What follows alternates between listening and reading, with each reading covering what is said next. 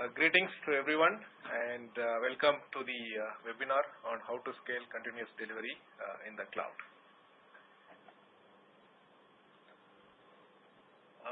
So there are some pre-instructions on about this webinar. So basically, if you have any questions, please type them in the question tab located at the top. We will provide answers during the Q&A session towards the end of the webinar. In case you do not receive answers to your questions today, you will certainly receive answers via email shortly. Request all to take part in the survey that pops up during the session. And thanks for participation and enjoy your session today. The speakers for today's webinar is Elango Kanakaraji, basically myself. I head the product engineering services at Aspire Systems. My expertise is predominantly on catering to the ISV market, doing a lot of product consulting, process optimization on the development side, and solutions on the technology side. And I also have Prakash Nagaswamy, Director of Digital Technology at Aspire Systems. He heads the ATG, Advanced Technology Group at Aspire, and has been instrumental in architecting large-scale enterprise products and applications. A quick snapshot about Aspire. So Aspire is a global technology services firm with the core DNA on the software engineering, and the specific areas of expertise around software engineering, enterprise solutions, testing and infrastructure, and application support.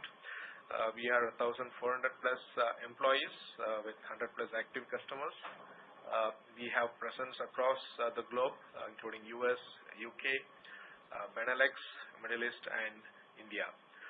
So we also been recognized consecutively 5 times for the best place to work for by the GW Institute.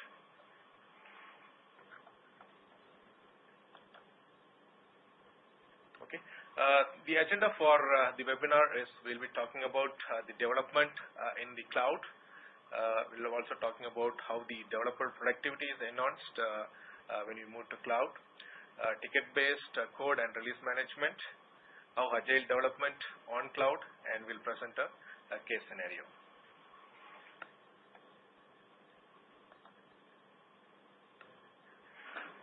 Okay. Why do you want to transform your development to the cloud?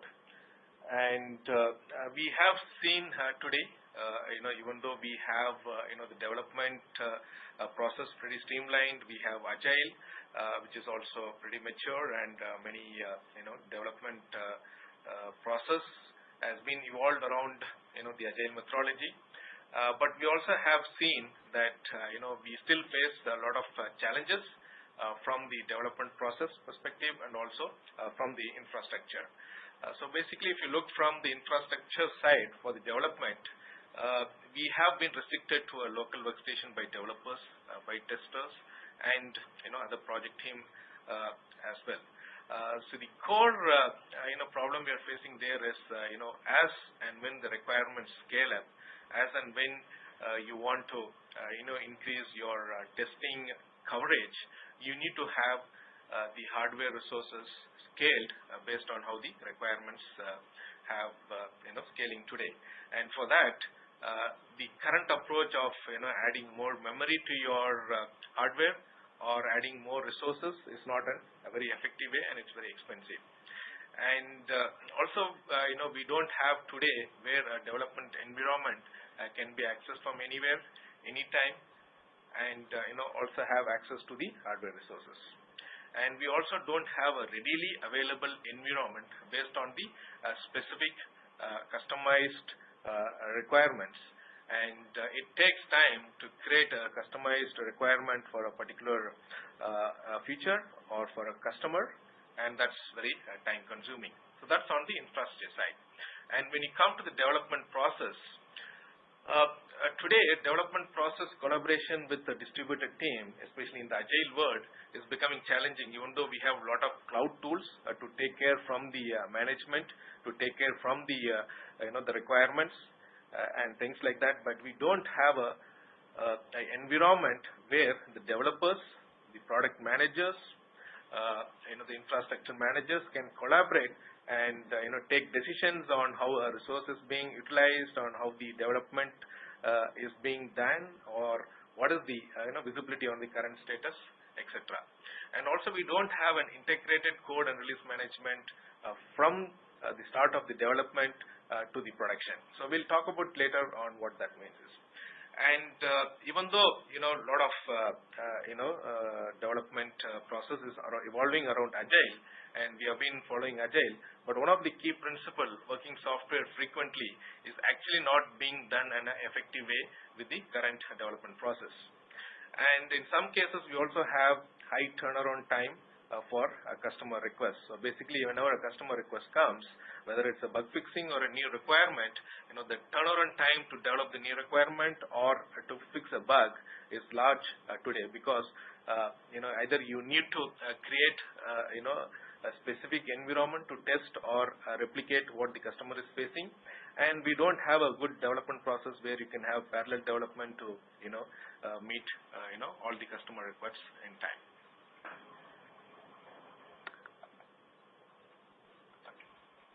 Okay, so how does cloud help on the development environment? Right.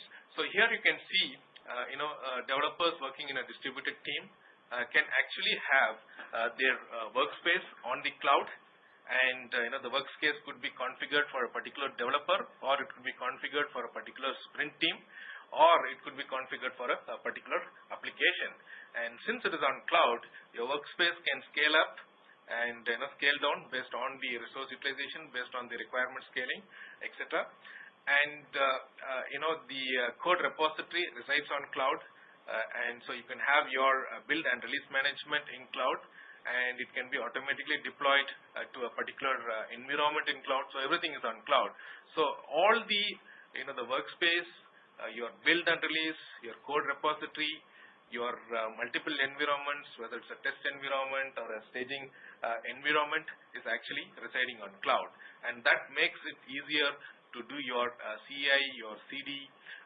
When I mean CI, it's continuous integration and continuous delivery on cloud in a very integrated way. And from a tester's perspective, they can have multiple environments configured or customized in a cloud environment, because using a lot of the cloud provisioning tools, you can create the environments on the fly when you can test a particular specific requirement, and you can test on multiple staging environments there, or a customer specific environments. So from a tester's perspective also, it's very productive from a cloud perspective. And from a project team, so you have the agile management. So we have a lot of agile management tools which is already on cloud. So this agile management tool can be linked to the developer's workspace, or to a particular environment, or to the CI/CD, so that you get a complete transparent status on where your current development status is, and you can monitor the progress. You can make some decisions based on the current progress, because everyone is linked to the integrated development environment and cloud. So this gives you a picture on what it looks like when you do development on cloud. Okay, so from a developer productivity, what are the challenges that we are facing currently in a non-cloud environment? So let's take the scenario where we have the developer workstation. Okay. So basically, developer workstation could have a web server, a local DB, or a lot of other tools configured. So what is the issue we have with the current developer workstation when you have all your environment or the workspace configured there? So basically, as I told earlier, whenever requirements changes or it grows, you need to have additional hardware, and having additional hardware is not an effective way, and it's cost effective. and you cannot have your customer specific environment configuration on your local workstation, because it's very time consuming, because you may have to seek the infrastructure team to configure your development environment, and the turnaround time that is required to raise a request and the act on a request is not going to be very productive. And from the targeted environment, the current process what we have is you develop on a local environment, and then you check in the code to the code repository, then you do a build, and then you deploy it to the corresponding environment. It could be a staging, it could be a targeted environment, and then again in case you want to fix certain things or you want to debug certain things, you again come back to your developer workstation, you again check out the code, you do the fix, and again you follow the develop build deploy process to deploy it on a target environment. And this is again a very time consuming process because you may have to do a lot of debugging, and you may have to, for example, do the debugging process by having a lot of log files configured on the environment, and then looking at the log files, you check out the code back to your local development environment, and then you troubleshoot it. So it's again a very time consuming process in the current approach. And when it comes to agile development, right, so that the key principle of agile development is having incremental releases of working software more frequently with high quality. And what does this lead to? This leads to increased number of builds, number of tests and deployment. When you have the increased number of builds, tests and deployment, obviously scaling the infrastructure, scaling the resources, because you need to support the number of configurations for every release or for every build, for every deployment, and so meeting the scalability, and then also having the provisioning and deprovisioning of the environments is going to be an expensive one. And also on the non-cloud environment, for example, if you have virtual instances, the time spent on configuring the environment for a particular ticket or for a particular build or for a new deployment actually will lead up to a lot of configurations in different requirements, and this is again a time consuming thing.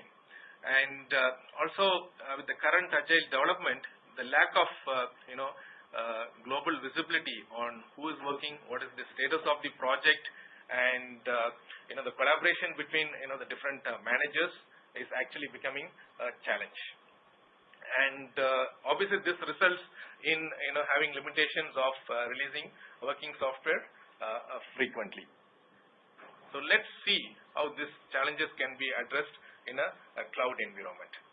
So what happens in a cloud environment is you have your development environment with shared resources on your cloud, and for every developer or for a particular ticket or for a sprint, you have the workspace configured there. You actually do your development, basically you have the code checked out from your workspace into your local thing, and then you develop the code, and when you do a save or build, it actually goes to your workspace on the cloud, and then you have this continuous integration kicked off, and it does the deployment automatically on your local development environment in cloud, and then you test it, and then once your development environment goes through the success of the build, it gets moved into the continuous integration for the other targeted environments. And this targeted environments in cloud can be created on the fly in cloud, because you have a lot of cloud provisioning tools which can create you the different requirements based on the pre-configured data, or the release process itself can be streamlined because everything takes a few minutes to configure a new instance of an environment in cloud. And from a developer perspective, he can connect to the targeted development environment through the IDE, and he can also do the debugging on the targeted environment from his developer's local workstation, because today a lot of cloud IDE tools actually gives you that option of debugging directly into the customer specific environment or a test environment. And so what are the benefits you get there? You will have be able to release high quality working software more frequently because for whatever you can do any number of builds, you can do any number of deployments, and you can do any number of tests, because your cloud allows you to scale your resourcing needs based on how your builds and tests and deployment actually requires. And what this also means is from a development manager, right, he can also monitor the usage pattern, he can monitor the progress, he can monitor the process, how it is working, and then he can make a decision, because everything is an integrated environment. And from a IT manager perspective, he can monitor the usage of resources from different environment, and then he can automate some of the process so that your resource is used in a very effective way, and your cost is reduced.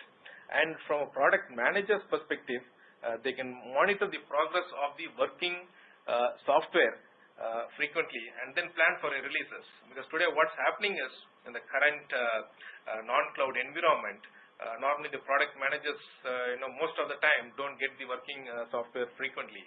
They get in releases in like 2 months, 3 months, and then it's becoming difficult for them to plan the releases.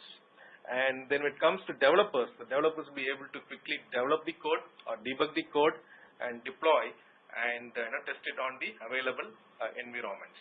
And they really don't need to wait for the infrastructure team to come and configure the local developer workstation, because all the environment is available on the cloud. And this actually gives you better collaboration and also improves in decision making from the IT manager, from the development manager, and from the product manager perspective. And this also reduces your turnaround time for addressing the customer request, because you can replicate the customer's environment using the provisioning tools, and developers can quickly connect to those customer environments and kind of replicate whatever the feedback that has come from the customer. He can debug the code there, he can do the fixes, and he can readily deploy it back to the production environment.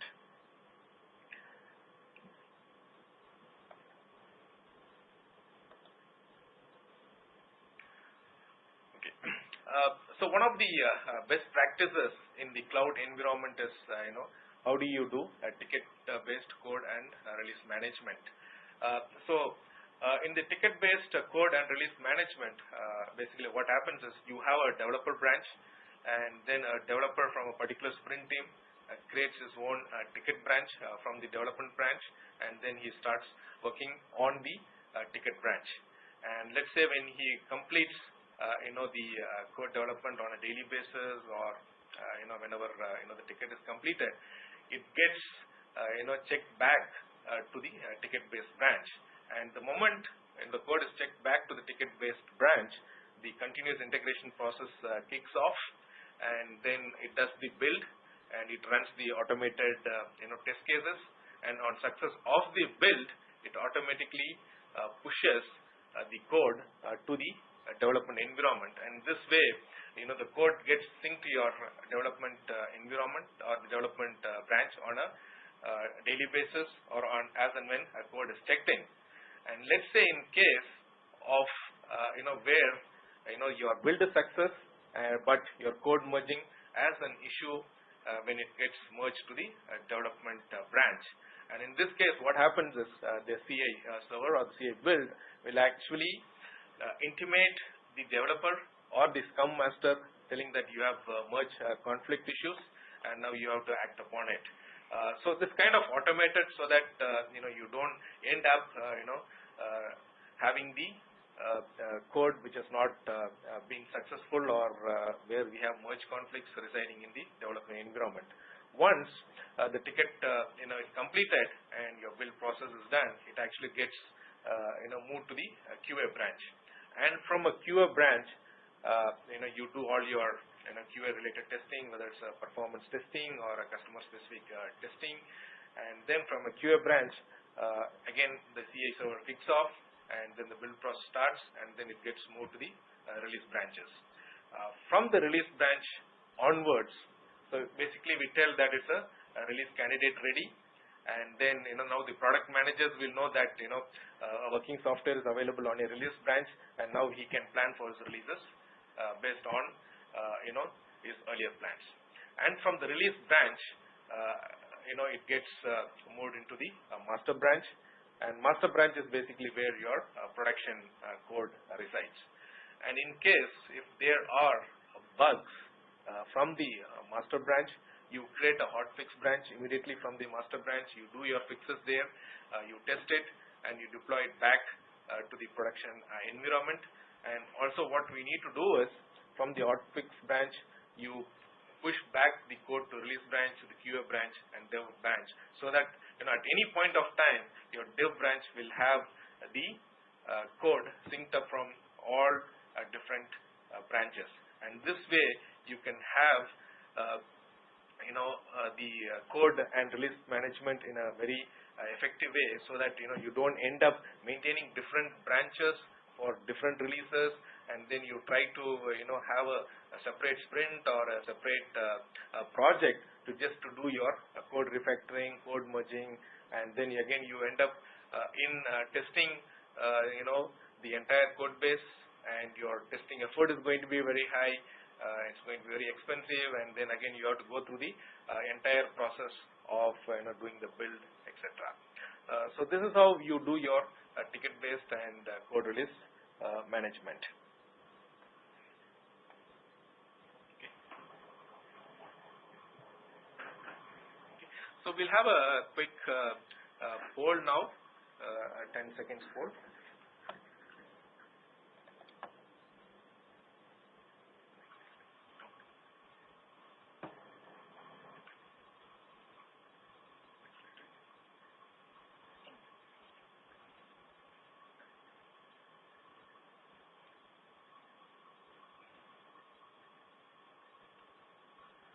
Okay, so now I'll hand over the presentation to my colleague Prakash to discuss about the different technologies that will be involved in the cloud-based development.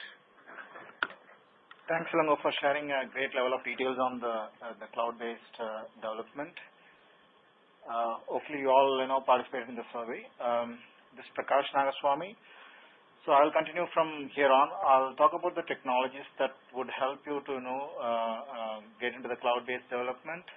Of course, there are a lot of technologies today on the cloud infrastructure. Probably you might all familiar with all the popular names like Azure, AWS, and Salesforce and all. But all those things are all typically either infrastructure as a service, or some of them might bring in some elements of platform as a service as well, like Force.com or Amazon RDS. But what we are going to talk today is more the subsection of these cloud technologies, what we call as a development platform as a service, typically called as a D lowercase and a PaaS, which is typically involved in the cloud-based development aspects of it. Okay, and to talk about the technologies, the popular names on these are all IBM Bluemix and Red Hat Openshift. And Openshift has multiple flavors of the same. One is called Openshift Online, which is typically the entire infrastructure is on the public cloud, where you'll be able to access all the things which Ilango mentioned would be available online via cloud. The second variation on the second variation on the OpenShift, it's called the private OpenShift, which is typically for an enterprise, where if you're too much worried on the latency in terms of using the cloud infrastructure for development, and in terms of offering the cost-effective manner, you could consider using the private OpenShift, which is kind of the extension on the cloud, but it is on your private data center. So probably how you can see that is, having the online OpenShift on your local data center. So basically you get all the benefits of the OpenShift, but on your local data center. Of course, there is another popular variation, which is community version, which is based on the OpenShift origin, which is again allows you either to deploy it on your own data center. So of course that depends on the infrastructure that you have it. That also gives you a feel of you can actually play around and try to get a hands on and understand the technologies. So I'm going to talk about predominantly on the OpenShift flavors of it and how the OpenShift technology can empower all the aspects of cloud-based development that Ilango talked about in terms of how the distributed team can make use of the OpenShift environment to ensure all the challenges which typically been happening on the traditional development environment are addressed. So let's take a scenario in terms of how typically cloud-based development works. Let's take an example of OpenShift origin. Probably you would have taken the OpenShift origin and built on your local data center. How do you typically want to make it work?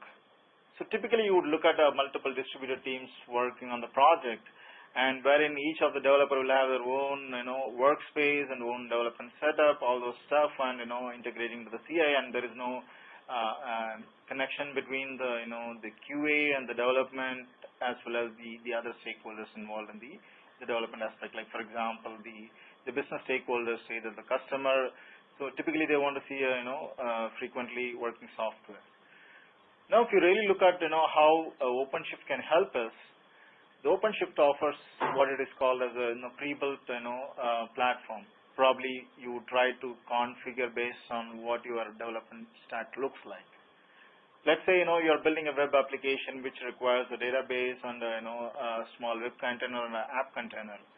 Let's take an example of MySQL as a database and a container as either you can consider as a JBoss as a application container or a Tomcat as a web container. So typically these are all the infrastructure elements that you require on a typical web application. Now how does OpenShift work with respect to these things? OpenShift offers something what they call as a cartridges, which you can relate to the the software component or a software element involved in your development stack.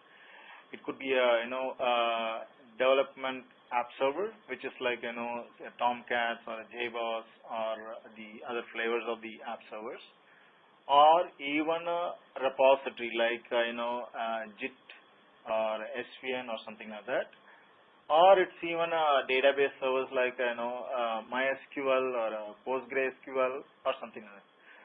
So OpenShift will have all these different gears available, so you should be able to pick the gears.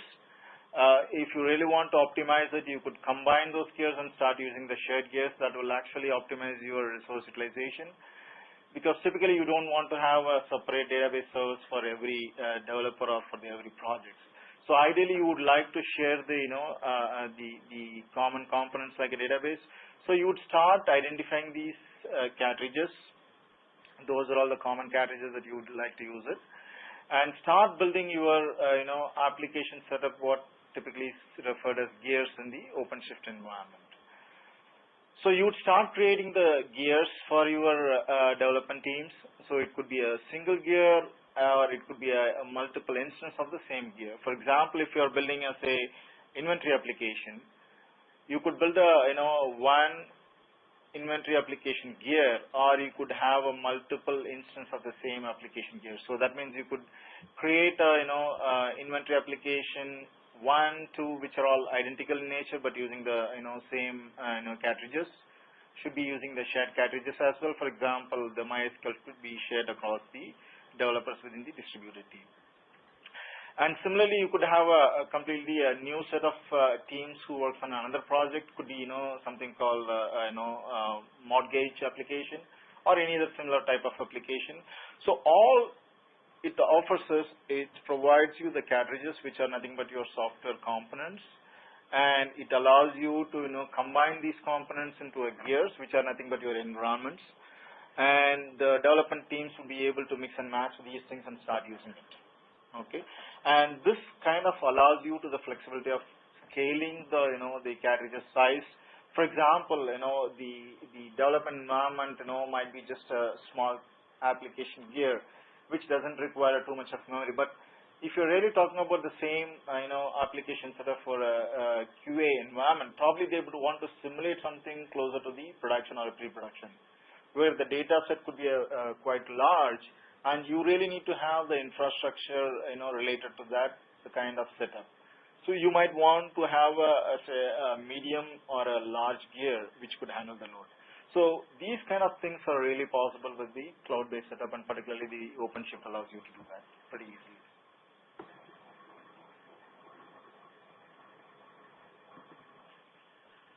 So now we have seen how the distributed team can really make use of the OpenShift and ensure that they will be able to combine the shared gears and make use of the different gears and make use of the gears and the instances created for each of them.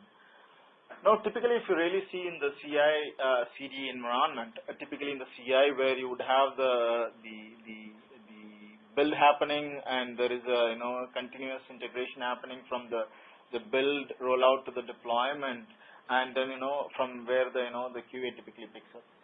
And there is always kind of a gap or a latency wherein you would have to build it and deploy it.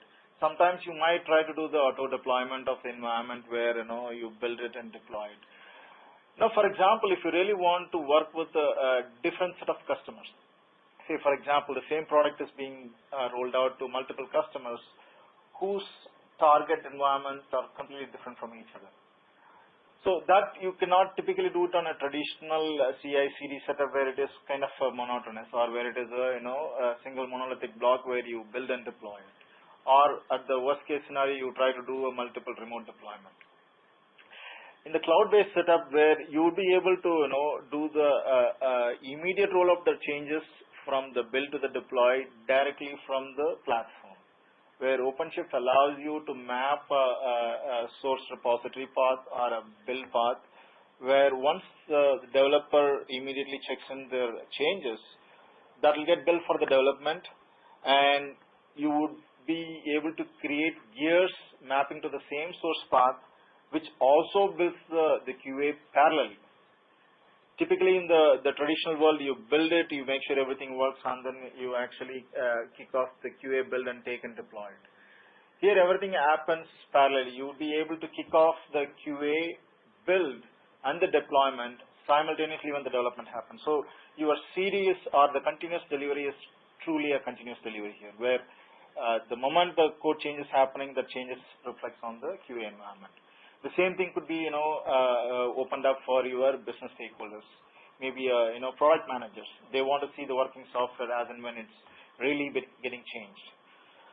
So the setup shows you that you will be able to create different gears targeted for a different set of audience, where you would have a set of developers working purely towards development part of it, and the quality engineers are targeted for a different customers, for a different target environments, completely on a different world, and the product managers are really looking at in a different world. So all these are all possible with the possibility of the scalable cloud, and with the OpenShift it even becomes easier, and without a cost it's more suitable.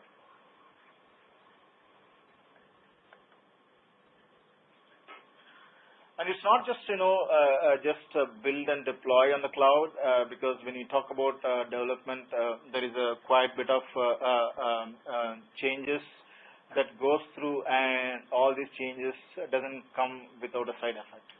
So typically we expect in any development project there will be defects coming in, and there will be defect leaks happening at every stage of the product. So typically the defect leaks at the early stage could all well addressed with the with the unit testing, the quality testing, and the UAT testing as well. Those are all pretty straightforward. That you would still be able to find out the problems with the set of test cases, test scenarios, storyboards, and everything. But in spite of all these things, some of the defects get leaked into production. That's when the challenges happens. Typically, how do I actually, debug the production? How do I really, once I deploy it, it's not easier, unless it is in the development environment, it's not easy for somebody to do the debugging of the code. So that's when typically people, deploy different kind of strategy in terms of, trying to capture as much of details through the log files and trying to figure out. There is nothing equivalent than debugging the code, which would allow you to isolate the problems much easier than the other kind of techniques where you could deploy the log files, you could use the log messages, auditing information, everything.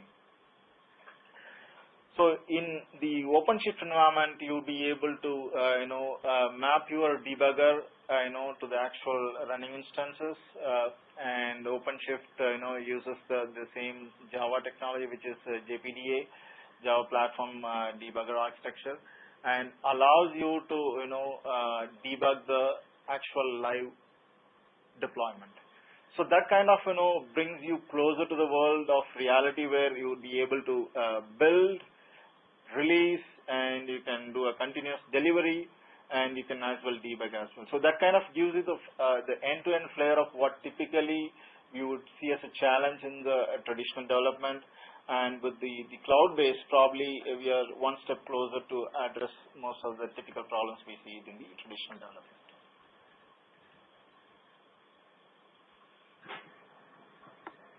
So you might ask the question, so what if I really need something different than what OpenShift offers?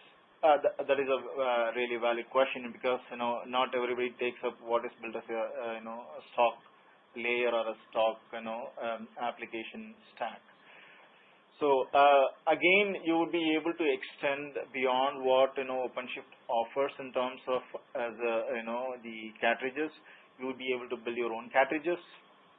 Probably you could use the technologies which typically being used in the virtual machine creation, as well as the configuration of the application, using a chef and maybe the Vagrant VM configuration tool.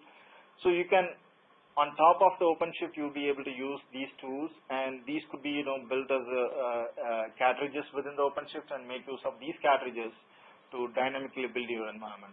So that kind of provides you the flexibility what you typically require in the in the real world scenario, where you are not limited to what OpenShift offers, but you will be able to mix and pick and choose the versions you want and the the software you need. Of course, with the caution that not every version, that every software you pick might be directly supported from OpenShift, but of course the community would always give a helping hand, and you will be able to move forward on the community support.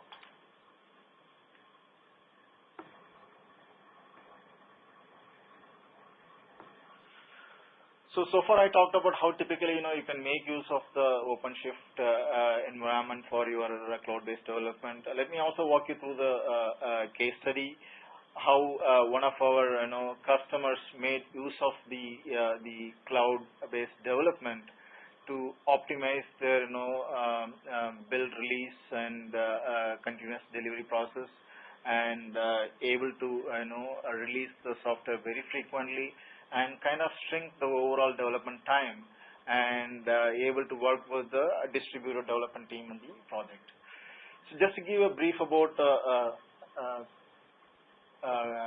customer, this customer is a venture capital firm, and they were keen to invest on the upcoming companies, but they really want to know how to identify those companies where they would be interested in investing, as well as expect that they would get a better return on their investment. So they were going to rely on the social media, because now there is quite a lot of information is available on the social media, be it on the business side, be it on the social side, be it on the customer feedback side. So this particular product, what we intend to build was capturing the details from the social media, and able to bring all those aspects into the product and help the customer to make a decision whether the the investment they would be making is actually a positive ROI or a negative ROI. So that is just brief summary about the product. So the expectations were have a distributed team and have a quick release with the least defects, as well as having the low cost development aspects of it, and also quickly roll out the versions. So we involved right from the beginning. So we were part of the UI design, where we helped them to design the front end part of it, and we also recommended the technology stack, and also built adapters to the social media to capture the information. And we are also involved in the deployment as well in the cloud, and providing the complete life cycle in an agile way.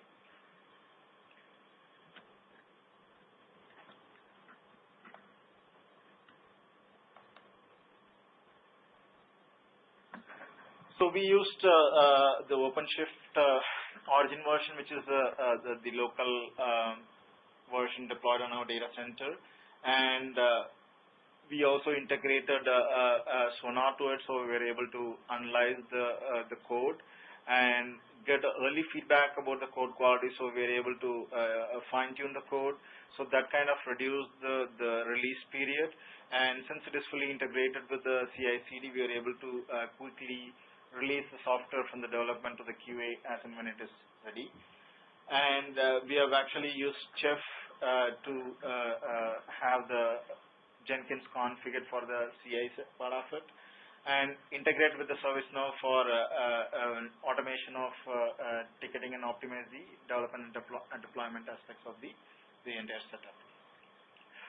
So what really customer got from these setup was they were able to get the on-time release, so we were able to release the entire product on time as we planned, and the quality of the software completely assessed with the automated tools. So the Sonar did a fantastic job, which is fully integrated into the environment, so we were able to do the code analysis right from the beginning, and the customer tickets are getting fully supported straight through the ServiceNow integration.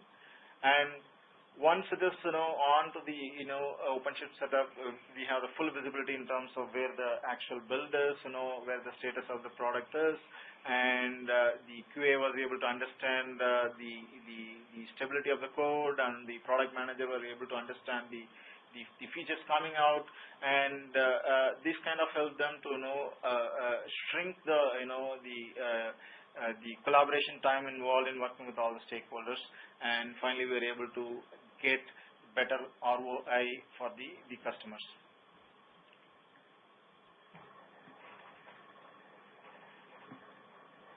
And the customer specific testing, because they really wanted to deploy to the different sites with the different set of data. With this setup, they were able to populate the customer specific data from the social media through the different instances, and with this setup it was much easier for them to roll out those changes without having to spend quite a lot of time and money on the infrastructure. So this at a high level, just give you a flavor of what really we started with and how our customer really benefited using the cloud-based development for their product. So we'll have another poll now.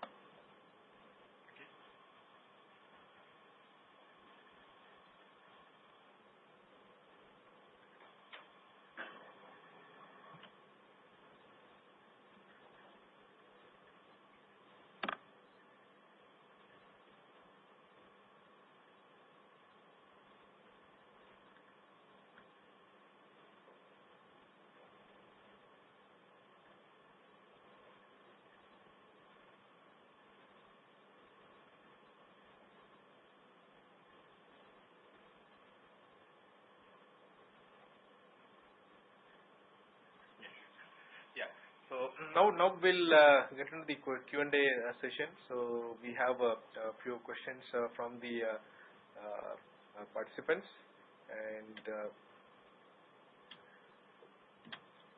so I'll have Prakash to answer the first question. So basically, one of the participants has asked, whether the platform, basically the Openshift platform that is being suggested, is compatible with any technology stack, right, from Microsoft to open source Ruby, Git, and so on. So just to answer the question in terms of whether it is compatible with all the technology stacks, including the Microsoft world. Unfortunately, since it is the Linux-based platform, the Microsoft tools are not supported. And the other technologies mentioned about Git, Ruby, and all those things, those are all supported as a part of the platform, and except the Microsoft world, which is non-Linux version. So as long as it is in the Linux flavor, you'll be able to kind of create the custom gears, and of course the technology allows you to extend beyond what the Openshift offers, but not the Microsoft technology. And for Microsoft technologies, the recommended platform is the Azure. Azure, yeah. Okay. And there is also another question, like where different software vendors have their own unique build process, and they also have many custom scripts as well as unique deployment requirements. So basically, every vendor have their own customer-specific process in place. And how do you overcome this challenge when you move to the cloud-based CI or CD? Yeah, so that's the question. So Prakash, would you like to answer? Yeah, typically, each of the customers have a different set of tools in terms of CI and CD. Typically, in the open source world, not too many technologies as a variation available to do a CI and CD. Of course, this Openshift offers you the gears which are typically supported, like Jenkins as a CI/CD kind of environment. But if you would like to have another set of gears, it allows you to extend your custom gears, so you are free and open to build your own cartridges in terms of bringing your own CI/CD. So it doesn't limit you to use only what is being offered from the Openshift platform, but also allows you to extend. For example, if you would like to build or use another CI/CD, which is of the Linux-based platform, you will be able to build on the Openshift, because it is the entire stack is on the Red Hat Linux flavor. So anything which can run on the Red Hat Linux, you will be able to build on it. Yeah. And to answer the other question of the non-standard process or the unique process that each customer follows, what happens in the current development approach when you follow some of the non-standard stuffs, or you have your unique development process or deployment scripts or deployment process in place. In the current environment, it's actually challenging because since you have this custom or non-standard stuff, the amount of time that you spend on configuring that or creating those scripts or modifying those scripts, and then having it deployed to the different instances, and also from a developer perspective, for them to use those non-standard stuffs like the custom scripts for creating a specific environment, or it could be handling for a specific customer requirement. So it's very time consuming, but those things, if you actually do it on cloud, it's going to be very productive, because cloud provides you this scalability and elasticity, and also it allows you with all those automated provisioning tools, where you can build any number of custom scripts or any number of custom deployments you can put in place, because you can use the resources effectively to help you in the deployment process. Whereas in the non-standard process, you obviously need to ensure that you have the hardware and software specifically mapped to your custom requirement and all those needs to be done prior to your sprint planning. Whereas in agile way, it's going to be very difficult because you really cannot bring that into a continuous delivery and continuous integration process, and it's going to be time consuming.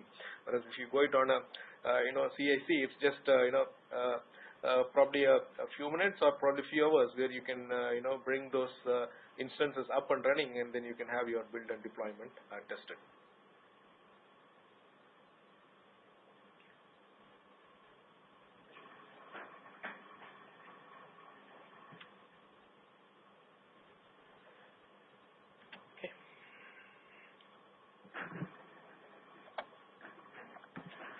And I think with this, we like to conclude this webinar. And in case if you have any questions, please reach out to info@aspices.com, and we'll be very happy to assist you in your queries on the cloud development process.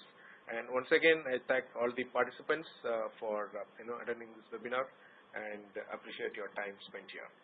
Bye.